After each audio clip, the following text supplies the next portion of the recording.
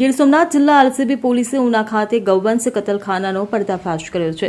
પોલીસે 5 જીવતા વાછરડાને બચાવ્યા છે. આ કેસમાં 8 આરોપીઓની ધરપકડ કરવામાં આવી છે, જ્યારે એક આરોપી હજુ ફરાર છે.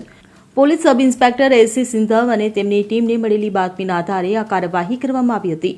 બાતમી મુજબ અસલમભાઈ ઉર્ફે અસલો ચોરવાડા અન્ય લોકો સાથે મળીને સેન્ટ જોસેફ સ્કૂલ પાછળની વાડીમાં ગેરકાયદે ગૌવંશની કતલ કરી રહ્યા હતા.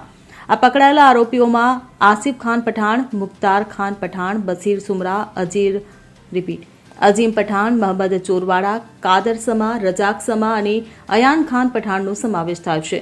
વાડીના માલિક અસલમભાઈ ચોરવાડા હજુ ફરાર છે. તો પોલીસે કતલ માટે વપરાતા સાધનોમાં એક કુહાડી, 4 છરા, એક ડિજિટલ વજન કાંટો અને એક હેમરી પથ્થર જપ્ત કર્યા છે. આ ઉપરાંત 6 વાહનો અને 8 મોબાઈલ ફોન પણ જપ્ત કર્યા છે.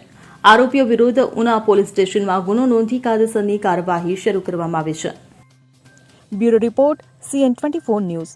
હવે જુઓ દેશ દુનિયાની તમામ ખબરો તમારી આંગળીના ટેરવે. ઉઠાવો મોબાઈલ અને Google Play Store પરથી ડાઉનલોડ કરો અમારી CN24 ન્યૂઝ મોબાઈલ એપ.